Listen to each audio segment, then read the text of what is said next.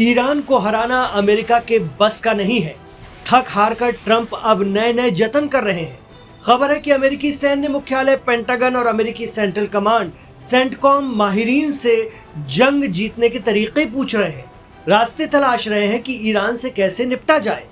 अमेरिकी media CNN बताता है कि इसमें एक सजेशन ये आया है कि अमेरिका ईरान के खिलाफ साइबर वॉर छेड़ दे, यानी ईरान के हथियारों को हैक करना और AI तकनीक से उस पर हावी होना।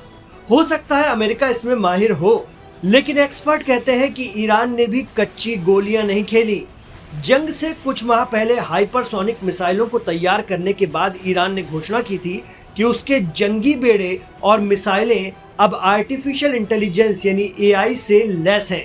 इसमें अबू मेहदी मिसाइल का नाम सबसे आगे है। इसकी मारक क्षमता 1000 किलोमीटर से ज्यादा है। ईरान का दावा है कि AI की मदद से मिसाइलें टारगेट को आसानी से नेस्तनाबूद कर सकती हैं। इसके अलावा ईरान के शहीद सैयद शिराजी और शहीद हसन बागेरी जहाज पूरी तरह AI से लैस हैं। इतना ही नहीं, रईस अली दिलवारी और अबू मेहदी मुहंदिस नाम के 2 और जहाजों को आर्टिफिशियल इंटेलिजेंस के इस्तेमाल से बनाया गया है।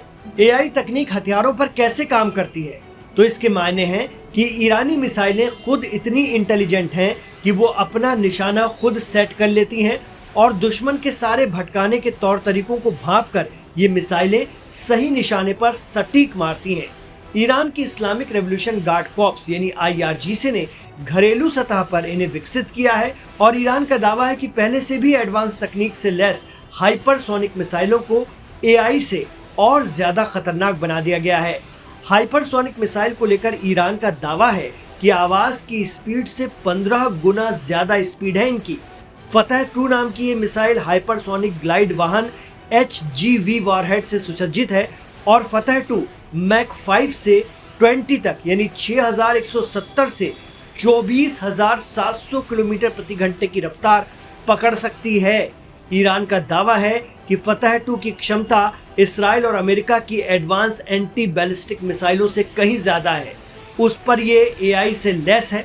अब ईरान की AI तकनीक पर अटैक की तैयारी कर रहा है अमेरिका, लेकिन ईरान मामलों के जानकार कहते हैं कि अगर अमेरिका में ये करने का दम और तकनीक होती तो वो पहले ही कर चुका होता।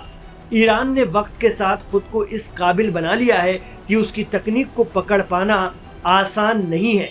साथ ही रूस और चीन के बैकअप के चलते उसे आसानी से ट्रैप भी नहीं किया जा सकता। अब देखना होगा कि जंग के अगले दौर में ईरानी तकनीक का क्या तोड़ निकालता है अमेरिका।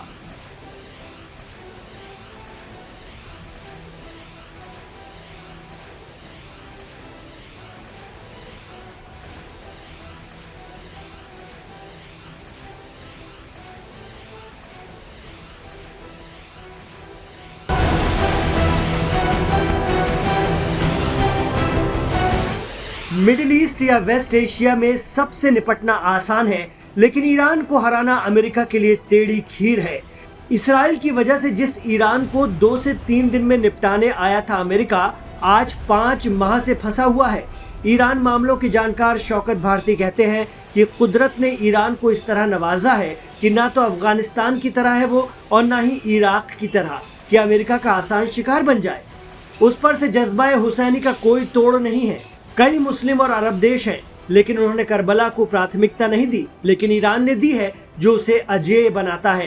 पारंपरिक जंग में तो ईरान की मिसाइलों ने ही अमेरिकी जेट और हेलीकॉप्टरों की हवा टाइट कर डाली, यहाँ तक कि अपाचे तक वो लापटका जमीन पर, जिस पर अमेरिका को बड़ा गर्व था, फख्र था।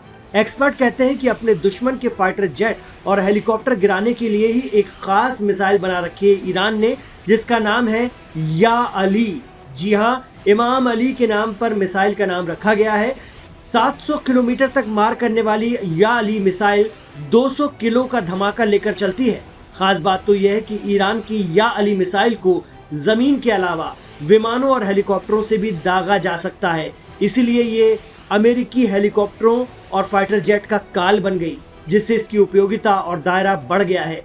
इसमें टर्बोजेट इंजन का इस्तेमाल किया जाता है जो इसे कम ऊंचाई पर उड़ने में मदद करते हैं। कहा जा रहा है कि जब से अमेरिका के जेट और हेलीकॉप्टर या अली मिसाइल के जरिए गिरे हैं, तब से अमेरिका सन्न है पहले F-15, फिर F-18 और महंगे MQ-9 रिपर ड्रोन के नुकसान के बाद अमेरिका को मिडिल ईस्ट में तब एक बहुत बड़ा झटका लगा था, जब उस वक्त जंग के लिहाज से सबसे सेंसिटिव, सबसे हसास जगह स्ट्रेट ऑफ होर्मुज पर अमेरिकी फौज का एक अपाचे अटैक हेलीकॉप्टर गिर गया था।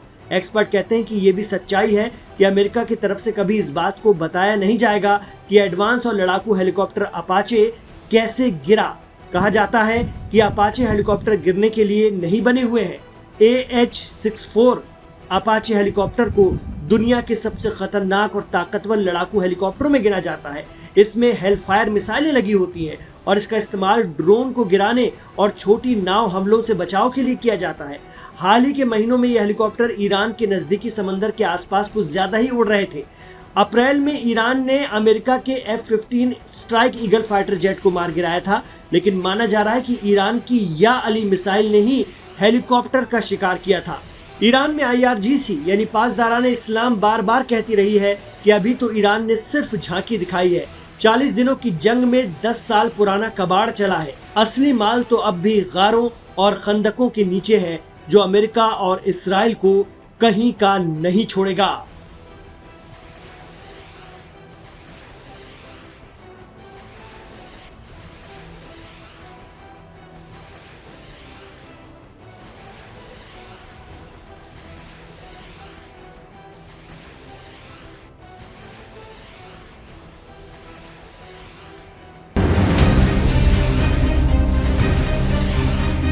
मध्य पूर्व में बढ़ते तनाव के बीच सऊदी अरब के क्राउन प्रिंस मोहम्मद बिन सलमान ने अमेरिकी राष्ट्रपति डोनाल्ड ट्रंप से ईरान पर नए सैन्य हमले नहीं करने की अपील की है।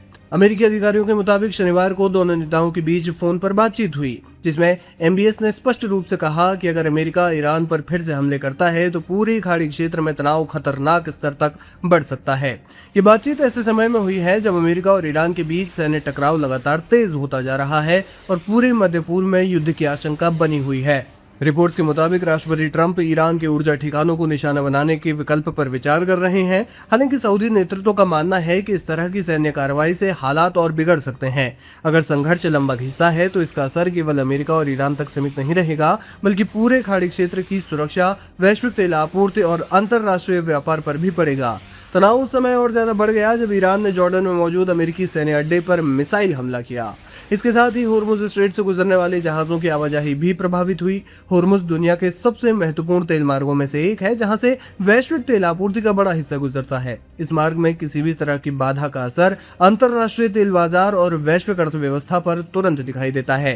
जानकार मानते हैं कि सऊदी अरब की चिंता केवल क्षेत्रीय सुरक्षा तक सीमित नहीं है। उसकी सबसे बड़ी प्राथमिकता क्राउन प्रिंस मोहम्मद बिन सलमान की महत्वाकांक्षी विजन 2030 योजना है। इस योजना का उद्देश्य सऊदी अर्थव्यवस्था को तेल पर निर्भरता से बाहर निकालकर उसे निवेश, व्यापार, ऊर्जा, लॉजिस्टिक्स, पर्यटन और आधुनिक तकनीक का वैश्विक केंद्र बनाना है। इसके तहत मेगा इंफ्रास्ट्रक्चर परियोजनाएं, स्मार्ट शहर, पर्यटन केंद्र और विदेशी निवेश को बढ़ावा देने पर अरबों डॉलर खर्च किए जा रहे हैं। सऊदी अरब के पूर्व ब्रिगेडियर जनरल अब्दुल्ला बिन फराह अल शाया का कहना है कि विजन 2030 पूरे देश की सबसे महत्वपूर्ण राष्ट्रीय परियोजना है। उनके अनुसार अगर खाड़ी क्षेत्र में बड़े पैमाने पर युद्ध छिड़ता है तो विदेशी निवेशकों का भरोसा कमजोर पड़ सकता है, पर्यटन उद्योग को बड़ा झटका लग सकता है और आर्थिक विकास की रफ्तार धीमी हो सकती है। इससे विजन 2030 के कई अहम लक्ष्य प्रभावित हो सकते हैं।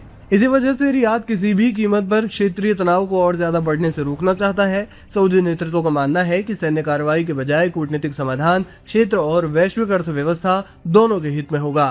पिछले कुछ वर्षों में सऊदी अरब ने ईरान के साथ संबंधों में सुधार की दिशा में कदम बढ़ाए हैं और वो नए सिरे से किसी बड़े सैन्य टकराव में नहीं उलझना चाहता। यही वजह है कि सऊदी अरब के क्राउन प्रिंस मोहम्मद बिन सलमान ने अमेरिकी राष्ट्रपति डोनाल्ड ट्रंप से फोन पर बात की और इस बातचीत में उन्होंने स्पष्ट रूप से कहा कि वे ईरान पर आगे हमले न करें, नहीं तो समस्या सऊदी अरब को होगी।